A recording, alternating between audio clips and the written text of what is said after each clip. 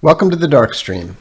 Vox Day, voxday.blogspot.com, and unauthorized.tv. We're not actually discussing the NFL, and this is not Darkstream 694 or 647. I just forgot to rename the stream, so I'm just setting things up here. Should probably turn this off. There we go. Just setting it up so I can see the chat. And so I'm just hanging out tonight, having a coffee, and enjoying the fact that the woman who put both the demon and the rat, at least the rat face, in Demon Rat, is now dead. Now, I understand that it's quite customary to try to, find nice things to say about people that have died and so forth, and often you can. But the reality is that Ruth Bader Ginsburg's record, when it comes to her pedophilia and her utterly conscienceless, utterly immoral attack on unborn children and so forth, is so awful and so reprehensible that if you were to simply write up a brief summary of her political positions and then ascribed it to her people as a whole, you would be attacked viciously for anti-Semitism. I mean, she was a walking, talking example of anti-Semitism. And, the Bible tells us that we should rejoice when the wicked fall. And, we were talking today on the blog about how we do not live in a democracy, we do not live in a meritocracy, we live in an iniquitocracy. We live in a system where the wicked rule. And, it's true. It's up to God to judge.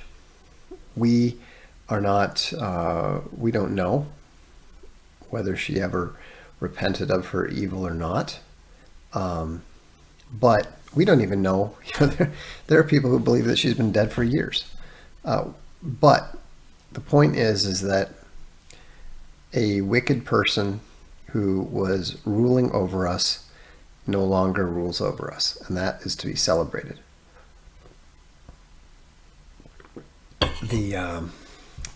So let's go ahead and talk about the recent videos. How do you like the new format? I noticed that there's not quite as many views as there are of the regular live streams, but that's also possible. It's also possible that because the views on unauthorized are up, people are watching them there instead, which is fine. Which is absolutely fine. But I'm curious to know if what you thought of the pre-recorded format, and also curious to know if anybody has any questions about what we were talking about with regards to Machiavelli, the importance of community, and the way that these local communities grew up to become cities and even republics. Looks like everybody thinks it's better. So, that was the impression I had from the comments that were left on YouTube, as well as some of the emails that I got. So we're going to keep doing that. It'll be interesting to see how many questions we have, or if it actually sparks discussion at all. It's fine if it doesn't. as long as people are getting good information out of it, and as long as people are enjoying it, then that's really all we need. And so I'll be interested to know, and probably I'll put up on the blog at some point in time, requesting suggestions for topics that people might want to hear. I don't know whether, for example, there's certain topics that I've addressed years ago in the past, and I tend to think, well, why would I address that? I've already addressed it, but I haven't addressed it in this particular format. And there's a lot of people that are watching these things that don't read the blog, weren't watching the Darkstream when it was on Periscope or whatever. So it'll be interesting to see how it goes. We'll always have, some live discussions. It's not like I'm only going to do that. But I think that in terms of information flow and focus, it works a lot better to do it that way. So 1950 Archangels very much prefers the new format. And thank you, Lazy iBear. Also, something that I can mention, the Castelia Library folks have been extremely generous. On Monday, we're going to be announcing the free subscriptions that are going to a couple families, not 60 families, not that generous, but there's been a surprising amount of interest in that, both in terms of the families interested in receiving the subscription, as well as people who have very kindly and graciously offered to give it to them. So we appreciate the opportunity to be able to facilitate that. Let me also, I would be neglectful if I didn't mention this. Some of you have probably noticed it, but perhaps not everybody has. And that is the fact that we have a new author at the larger Castelia house, and that author's name is Razorfist. And Dark Legion Books is going to be publishing the first book in the Night Vale series, The Long Moonlight, which is kind of a fantasy noir thing. And his fans have really been excited about that. The pre-orders are now open at Archaven. You can get the book either in a hardcover. It's 126 pages, and so it's a short novel, and you can get it in a signed hardcover that also includes the ebook, or you can get it in a paperback. And that's the cover, and we're very, very pleased to have Razorfist as one of the writers in the family. And yes, the Razorfist, complete with umlaut. A lot of people don't know, but that he's actually written for comics before and that sort of thing. This is his first audible, what am I saying? This is his first novel, but he's already got this. I believe he's already got the second one written, and so we'll be publishing at least 3 of them. I believe is the plan. So, Corbett Plastering asks, any advice for those who will be in cities in the coming years who choose not to leave? Yeah, don't stay in the cities. I mean, I don't know what more. I mean, why would you choose not to leave is what I don't understand. This is your opportunity. You're being warned. And,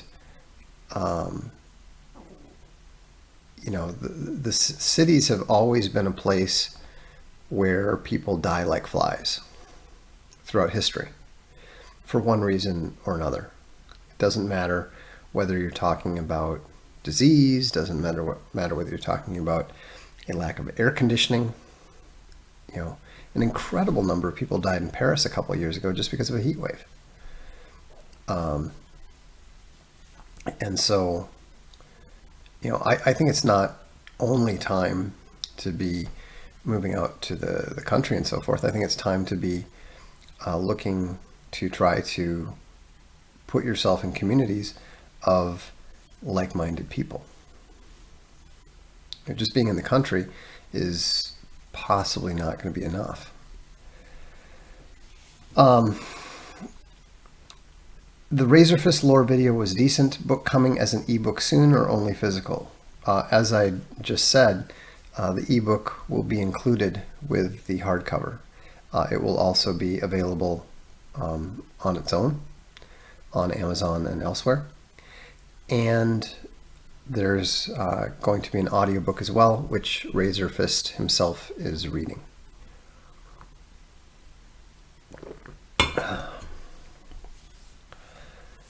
With the separation, would this lead to many skirmishes between towns that currently get along? Well, not initially. Initially, everybody is going to be attempting to just survive. But once that process is done, then you're going to see what we might call local imperialism, which, frankly, we're already seeing. We're already seeing cities eat up the smaller communities around them. That's the way that governments usually work. And so, and let's get rid of that guy.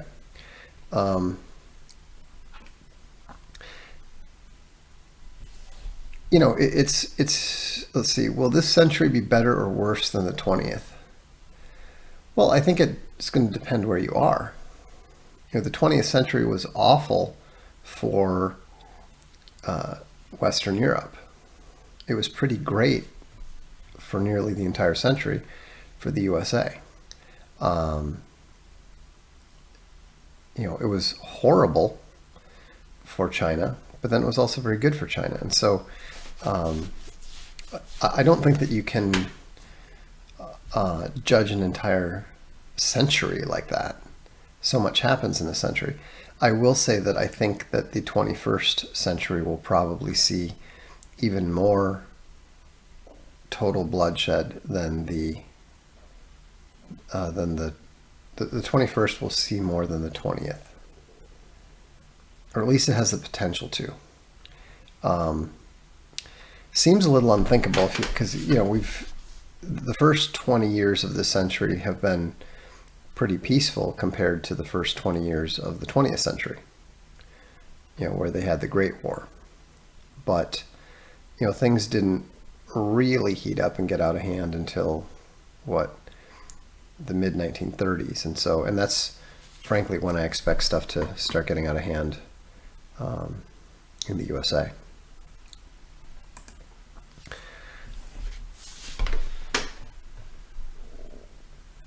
Felix is correct. The big wars between cities will be to remain distinct.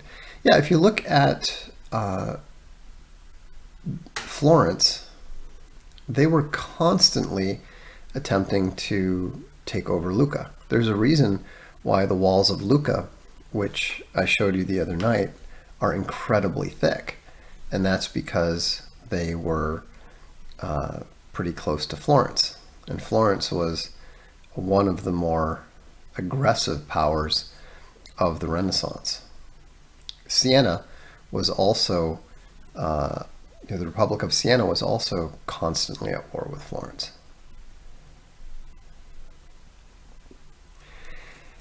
Wrath of the Monarch thinks that China will probably have a good 21st century.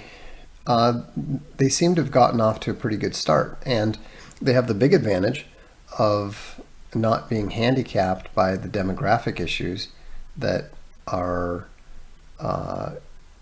affecting the USA, the United Kingdom, Western Europe, Australia, and so forth. Do you consider Ralph Waldo Emerson a Promethean? I would consider him to be Promethean adjacent. I don't know that he was actually a full-fledged Promethean, but certainly his writings and his thinking were considerably more on Promethean lines than the average individual.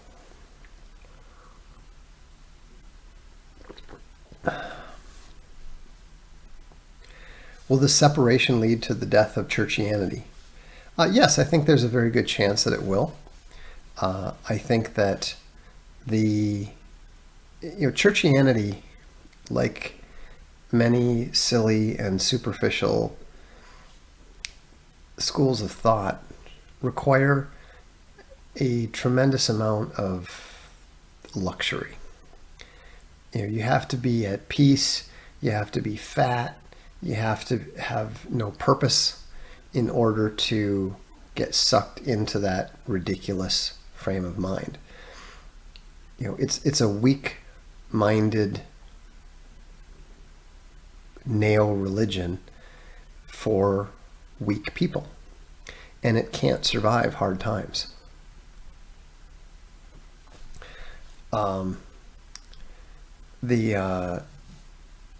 Yes, I do talk with Razor Fist.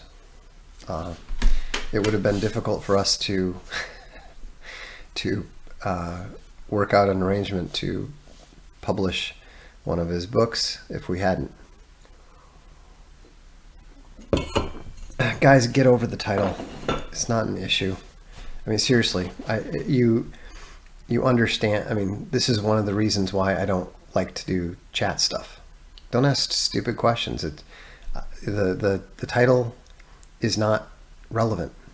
So what? Ignore it. Do you think it's better to try to fix a converged church or just leave? It depends on what your position is. If you're in a position of reasonable authority or influence, fix it. If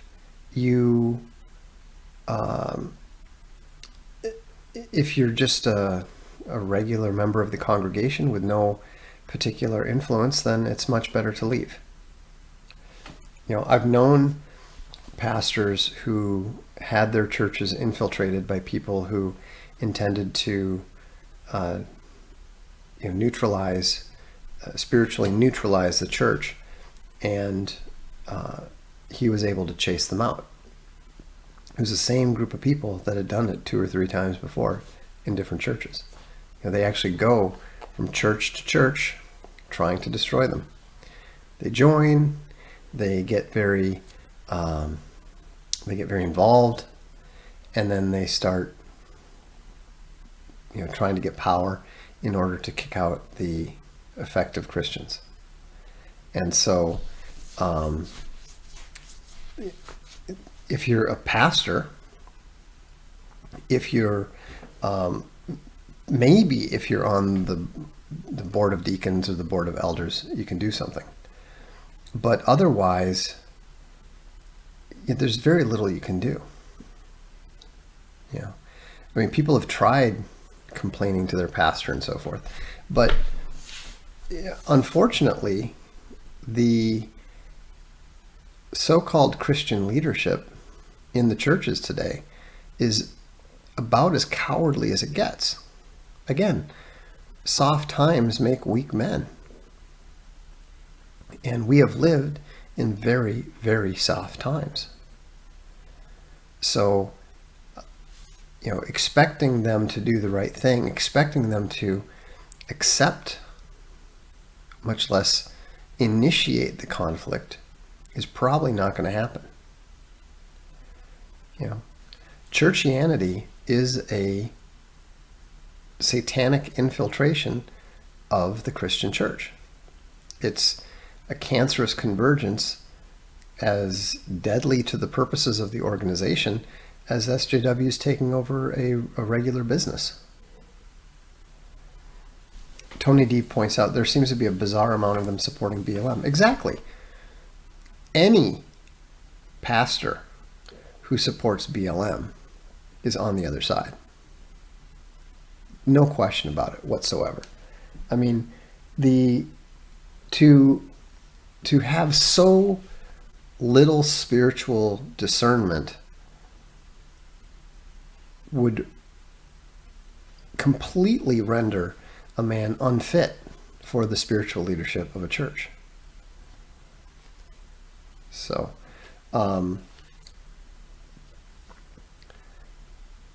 Joanna Kettle says, my friends who decided to stay and fight after my church got taken over got kicked out. Exactly. And this is the problem. This is the absolute problem, is that the other side is perfectly willing to kick the Christians out of the church. They've done it over and over and over again. The Christians, meanwhile, aren't willing to kick the non-Christians out of the church. They're not willing to kick the churchians out of the church, despite the fact that the Bible says you're supposed to. Go and talk to them privately. Go and talk to them with a witness. And if that's not enough, accuse them in front of the church and kick them out. You know, the culture of nice is evil. A lot of people don't recognize that. Niceness, prioritizing niceness, is intrinsically evil.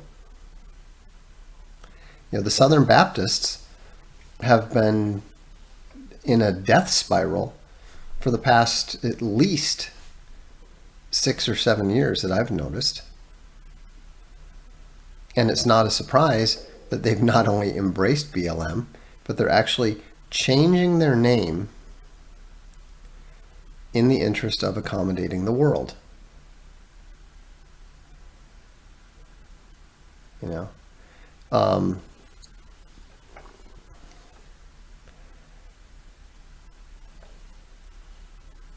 is it hypocritical for Republicans to turn around and confirm a Trump nominee? No. And even if it were, we shouldn't care. You know, hypocrisy is very far from the worst evil, and in politics, it's more of a rule than an evil. No, Tortoise House, niceness isn't just weak. Niceness is how weakness defeats strength. Niceness is how evil convinces good to not fight. You know, Sun Tzu would admire the way that these churchians have managed to conquer church after church after church without fighting a single battle.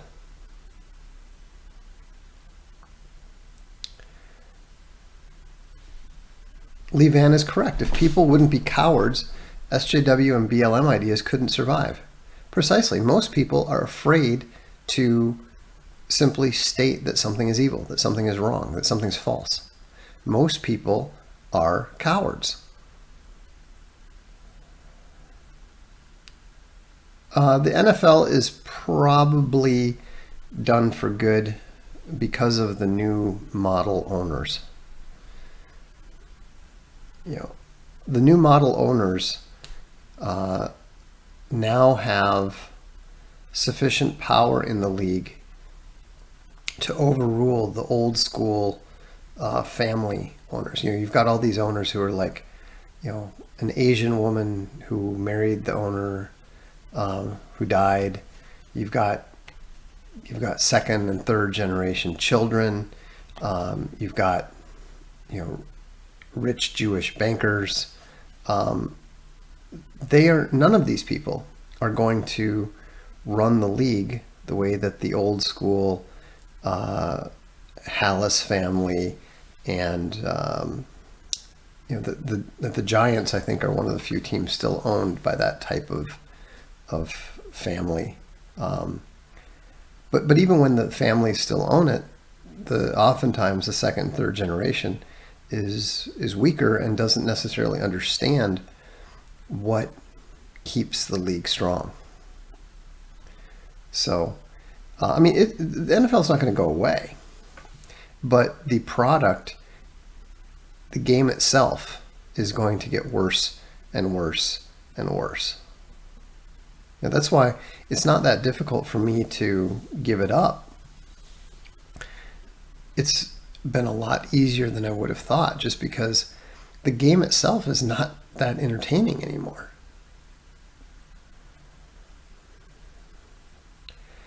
Do you think it's more valuable to join a local or community football league than watch national football on television? Well, I don't know about valuable. It's certainly better for your health in terms of physical activity. But I mean, they're two different things. It's better to watch the NFL than watch Netflix. It's better to watch Owen or the legend Chuck Dixon than it is to watch the NFL. Veterans Canine Intelligence Agency said kids always destroy the family business. They generally do, because they generally don't understand the choices that were made to get the business to where it is. They just tend to assume that it's always going to be there because it's always been there. And that's why I think that it's a mistake to raise children in the business. It's better to send them out, see if they can be successful or not, and then only if they're successful, bring them in to run it.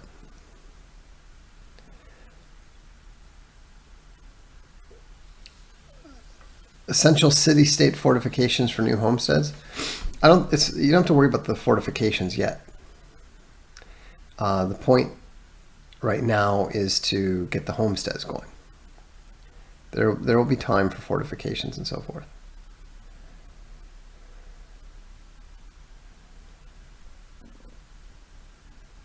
Japan seems to have the best track record of successful multi-generational family businesses. Japan does have a good track record in that way. The Chinese do have wealth does not pass 3 generations. Well, obviously it does. It certainly does for the Prometheans, but as we see, they don't,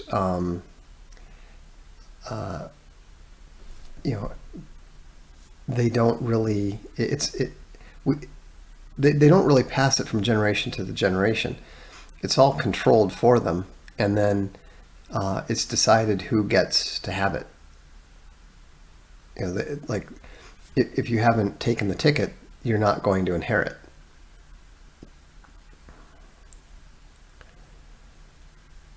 Do Castalia Library subscribers get Social Galactic subscriptions? Not automatically, but we should probably think about that. The problem is that you can a library subscription can be stopped very quickly. It's not quite the same thing, but I'm not against it. We'll just have to. We need to get a little further in terms of our subscription management back-end stuff before we start, modifying that. My brother is a professor at a Southeastern Baptist seminary, and they just hired a lesbian professor and are promoting BLM too. They're supposed to be Southern Baptist. Yeah, they're not Southern Baptist. They're not even Christians. That's obvious convergence. Who are the Prometheans? The Prometheans are the self-appointed enemies of Jesus Christ. Will the breakdown of society happen in a similar way for European countries? No, because it's a totally different situation there. The United States is very large. It's very diverse. Things are much more spread out, and the percentage of foreigners is much, much higher. For all that people talk about, France is gone. That you see people saying things like that, which always amuses me coming from Americans. And they say it because they see these vast quantities of Muslims, taking over the streets in Paris or whatever. And it's kind of funny because what they don't realize is that in European countries, the foreigners are mostly kept in urban ghettos. Some of them that are practically walled in. If the Europeans decide to address the problem, they can do so very, very quickly in a way that just couldn't possibly happen in the United States. I don't have opinions on the prices of things. Why was Florence so strong around 1400? Was it because of banking alliances or something else? Florence was strong because it was the largest republic, other than Venice. The main reason was the caliber of the people. That's what makes a nation strong, is how capable are the people. I mean, read Machiavelli. Machiavelli was a very minor player.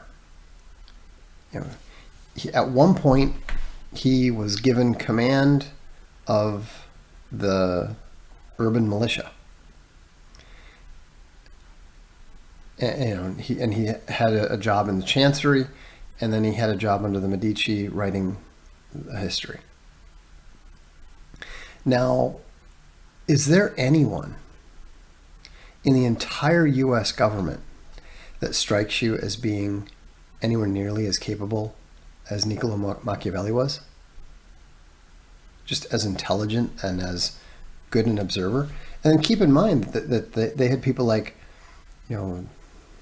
painters like Da Vinci and writers like Dante. Those people were all around at the same time, so they had a tremendous demographic. They had tremendous capabilities within their demographic, and that's what made them powerful. Now, they could have been a lot more effective if they hadn't spent most of their time fighting with each other over control of the city. But no, Vox definitely ages. Playing soccer and then doing my my high intensity course, I get regular reminders that I'm not 20 anymore. But it's good to try to stay in shape. Corbett Plastering says, as Ireland was late to the party in regards to inward migration, the new strategy is they have peppered rural land with refugees. In some cases, they became an instant majority. Yeah, that's what they're trying to do. And that's what they're trying to do in the US. That's what they're doing. They're trying to make it difficult to repatriate people. But it's not going to work because, of course, once the conflict starts, it doesn't matter where people are.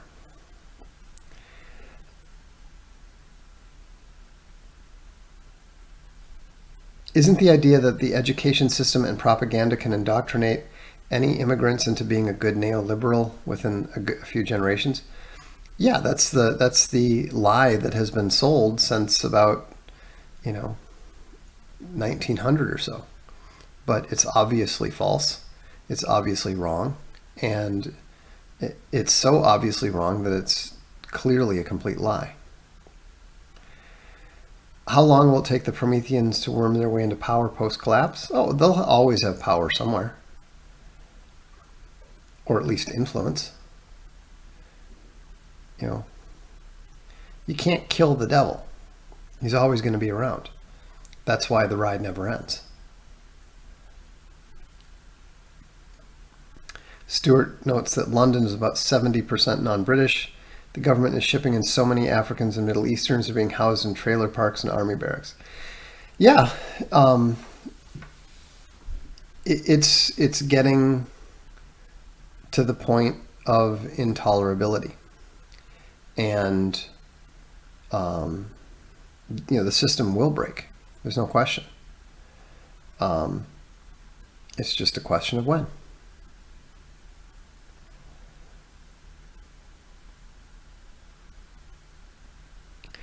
Tim Kennedy on Joe Rogan was calling Antifa members neat kids. Don't trust everyone because they call themselves patriots. You shouldn't trust anyone just because they happen to be lumped into your category at the moment. Look at how many people trusted Jordan Peterson just because he said that he wouldn't use a pronoun in certain circumstances. That was one of those most ridiculous things I've ever seen. The guy literally worked for a very socialist party, was actually a member of a youth member of that party, a member of the Professoriate, worked for the UN. I mean, the guy glowed like Nagasaki getting bombed. And yet all these conservatives are like, he's our guy. Jordan's speaking up for us, for the young men. I mean, for all that conservatives like to talk about liberals being stupid, conservatives are freaking retarded. They're absolutely retarded about every single minority, every single public intellectual who even makes a sympathetic grunt. And conservatives immediately want to vote for them for president. I'd love to vote for a black man for president. Why? So that you can get play a get out of racism free card? I mean, it's just astonishingly stupid. Wrath of the Monarch is right. People loved Dan Crenshaw before he revealed his true colors. Exactly. I mean, they still like a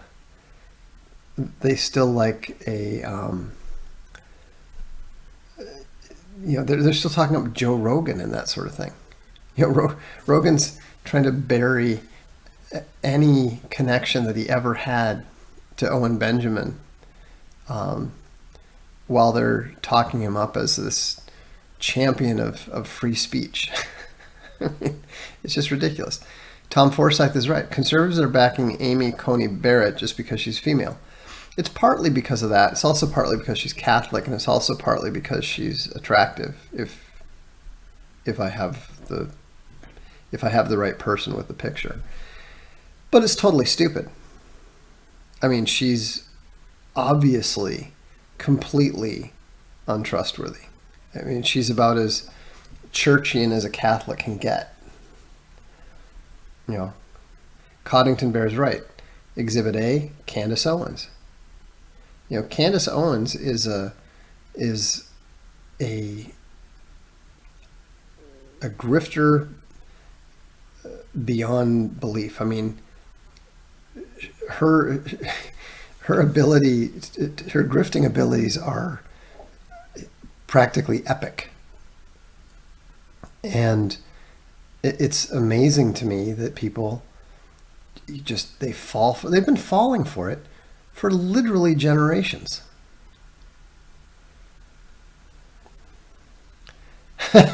Live free or die, Bear. My top 3 conservatives: Ben Shapiro, Dan Crenshaw, John McCain. Exactly. Conservatives are super thirsty for leftist approval.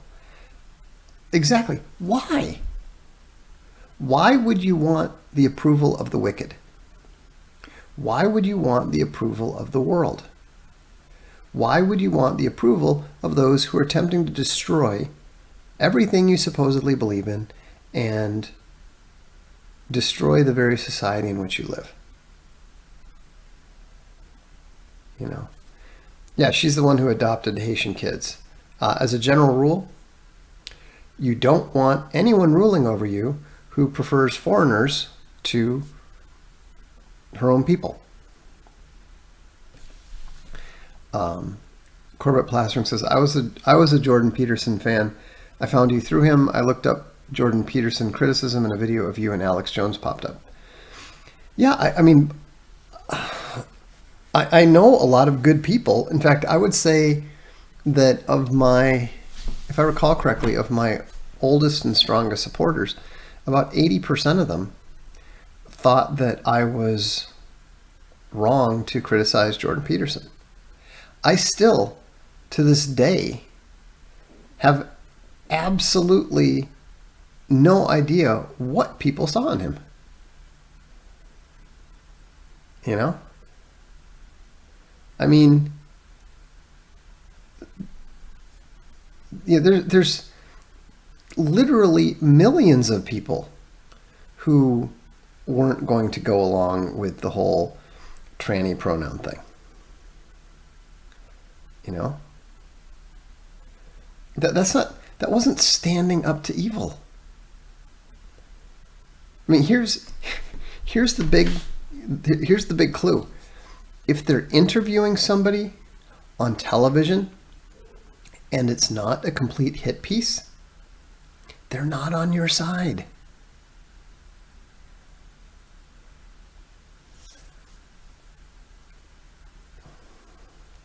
Yeah, Jilly Bear says, those same right thinkers have canceled out the community while they're spew about how they're all about free speech.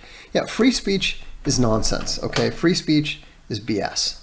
Free speech is Promethean Enlightenment nonsense. But when people say that they're for free speech and then turn around and attempt to gatekeep and lock out and freeze out and silence other people, then you know that they're liars. Once somebody shows you that they're a liar, stop listening to them. Stop supporting them.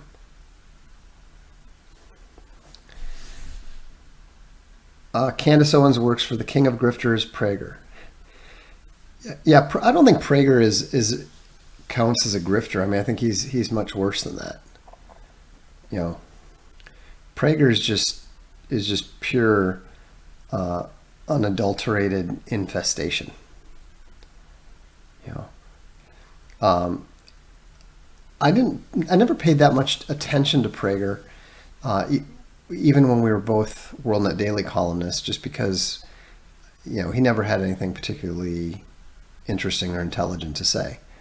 But when I heard a speech that he gave to some Jewish group where he was talking about how we have so much to teach the world, I'm like what? Precisely what do you have to teach the world? Because it's nothing good. Peterson was incoherent 100% of the time. It was the father figure spell. Yeah, I mean, that may be.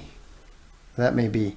You know, and the whole mirroring thing, I mean, I describe it in Jordanetics. I understand the spell that he was casting on people. I just don't understand how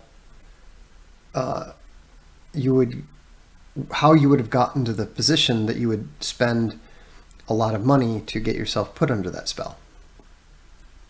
I mean, as soon as I listened to the first video by him, the time that I read the first thing of his that I'd read, you know, I knew immediately that he was a liar. You know, so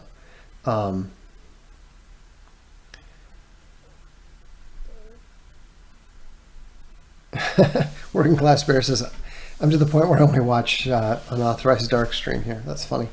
Yeah, there's plenty of good stuff out there, but, you know, video is an intrinsically deceptive medium, and it's way too easy to play rhetorical games, to manipulate the viewer's emotions and so forth. One of the reasons why I try to just keep things very flat and keep things very straightforward is because I don't want to get into that game. I don't want to attempt to manipulate and attempt to convince through emotion and that sort of thing. I'd prefer this, to the extent possible, for this to be a dialectical environment. Prager's like someone crossbred the goofiest Zionist stereotype with the goofiest boomer stereotype. Yeah, it does amaze me that anyone falls for this stuff. Is there any left-wing journalist you respect? Let me think. Well, I mean, obviously I respected Umberto Eco, but he's not around. I respected some of Christopher Hitchens' rhetorical flourishes, but no, I can't say that I respected him. Quite the opposite, actually.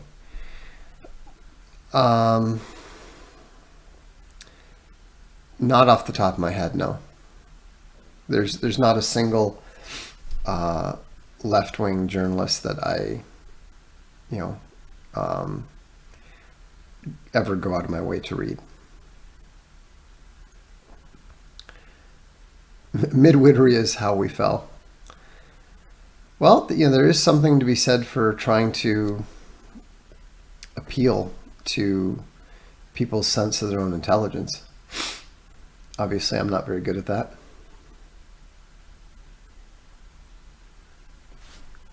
Hang on a second. I think I have to sneeze.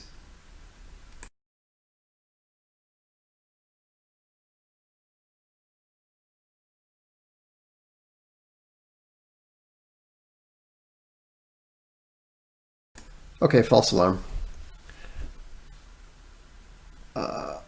Sam Harris.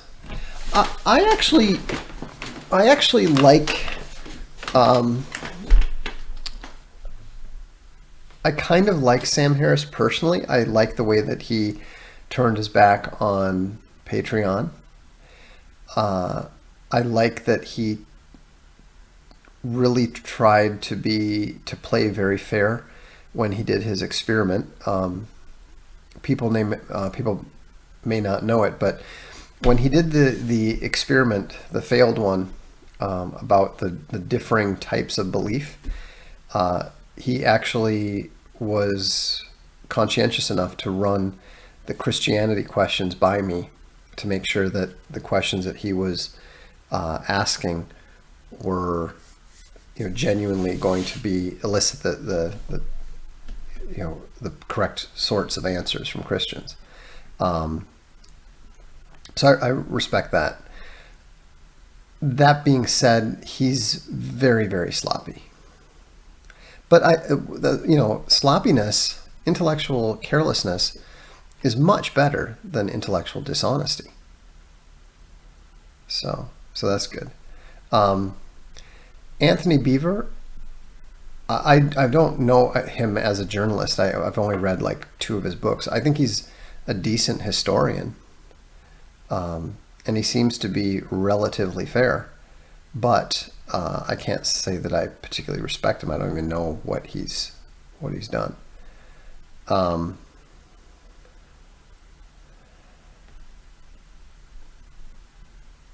Any thoughts on who the Trump Supreme Court nomination should be?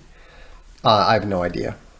I don't think it should be that Amy Barrett, but I don't pay close enough attention. Actually, that's not true. I know who it should be. I think it should be Judge William Alsup from the U.S. District Court, Northern California. For all I know, he's a left-wing Democrat, but he's one of the few judges whose decisions I've read that have always been perfectly sound. So that would be my recommendation. William Alsup of the U.S. District Court.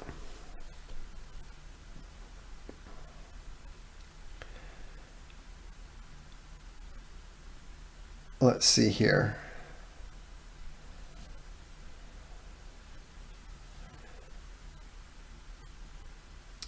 Martin K., I don't know what Martin's talking about. I got through it with Owen, been thinking a lot about it and why. Oh, I think he's talking about Jordan Peterson.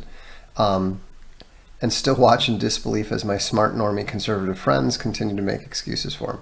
Well, part of it, I think, is that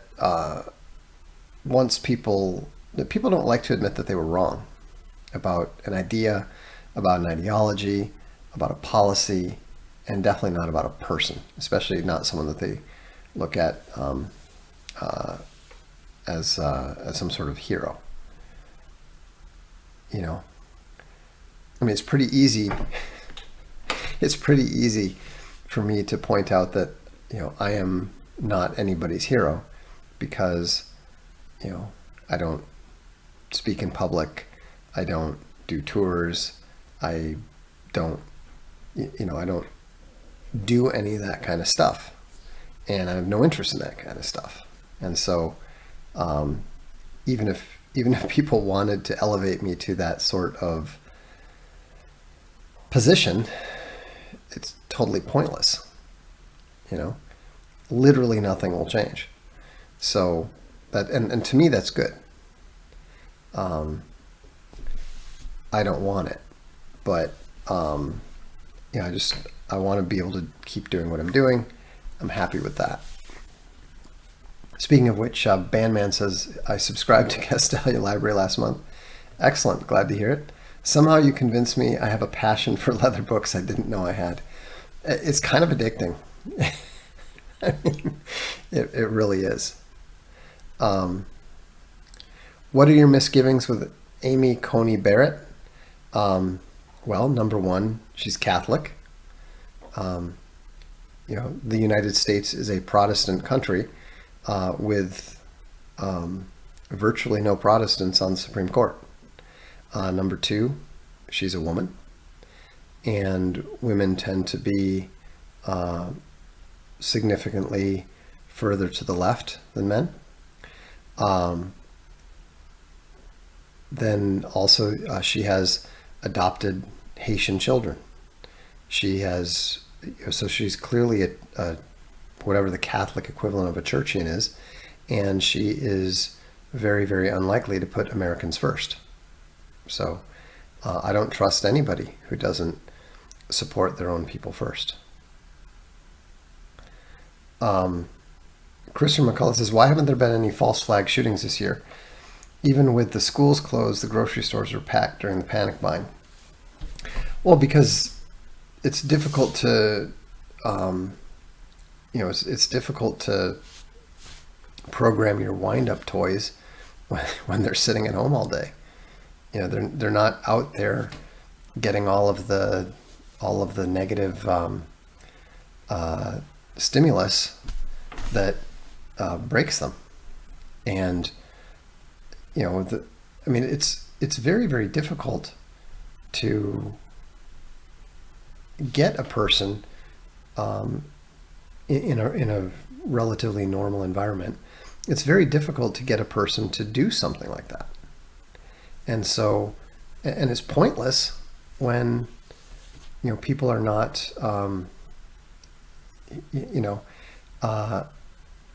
in gun-free environments.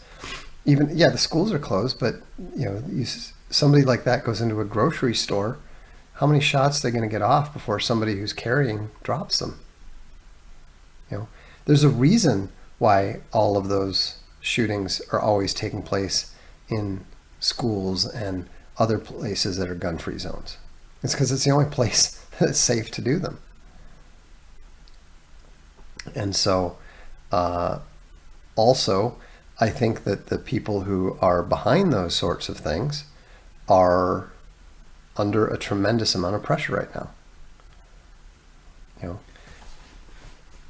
the kind of people that would provide the potential pool for those actions are, they're all out on the streets setting fires with BLM.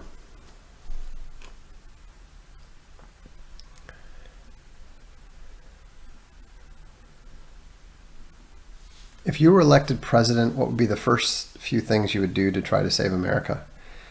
I would probably, the very first thing I would do is probably arrest the Supreme Court.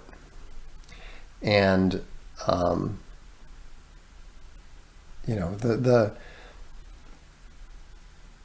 the political cycle that Cicero describes indicates that democracy is going to give way to a different form of government. We're already at that point. And so there's no voting out of it. There's no returning to the Constitution, none of that stuff. But people are not, they're getting there. They're a lot closer than they were 2-3 years ago. But people are not yet ready to support what will be necessary to save the United States. I don't think it's possible to save the United States at this point. PFO Dynamite. I always assumed people adopted minorities so they could help their real kids get ready in the morning. Is that incorrect? I don't think that's right.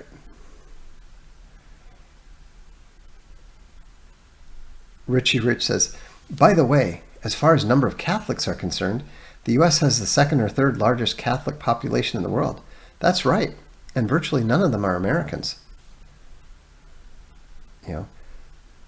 Of those Catholics, about 50 million of them are Mexicans and other South and Central Americans.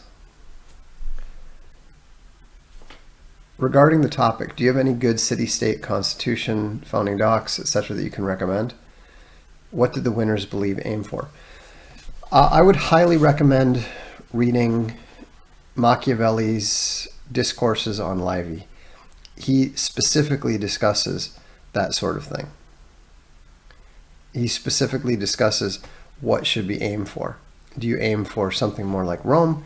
Do you aim for something more like Sparta or Venice? What type of republic do you want?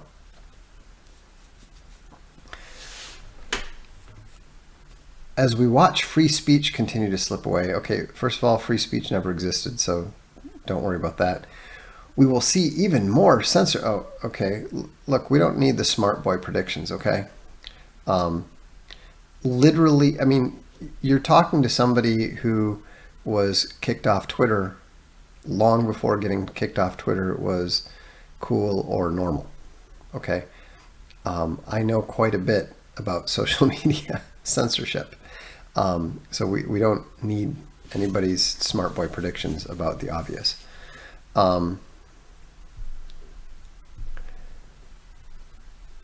Downgrade the entire judicial system. Well, the problem is that the entire government is corrupted. And that's the problem that the President Trump is having. He has as many enemies inside his administration as he does outside. And, well, I mean, not technically as many, obviously there's fewer people, but a similar percentage. But understand that this is normal. The king and the people have always allied against the aristocracy. And the president isn't a king, and the professional media, politician, bureaucrat class is not technically a nobility, but what we have is an effective, practical recreation of a very common model that you see throughout history. Would you do a second brainstorm with Roosh? I'm always happy to talk to Roosh. Roosh is a good man. Free Tiger King. I don't know who Tiger King is. All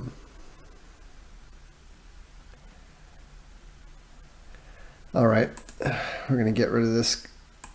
We're going to get rid of the smart boy. I have no tolerance or patience for smart boy doomsaying or blackpilling.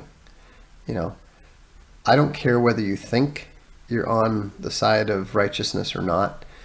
If you're saying things that are just focused on negativity, then you don't belong here. So,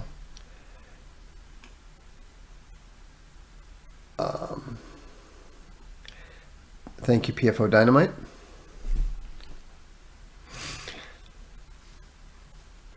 So, why not move back to the States and run a region? Well, number one, nobody's asking me to run anything. Number two, I'm not really interested in running anything. And number three, as I've said many, many times, I prefer my societies pre-collapsed. Italy knows how to handle a government collapse. It happens about every 6 months. The United States, not so much.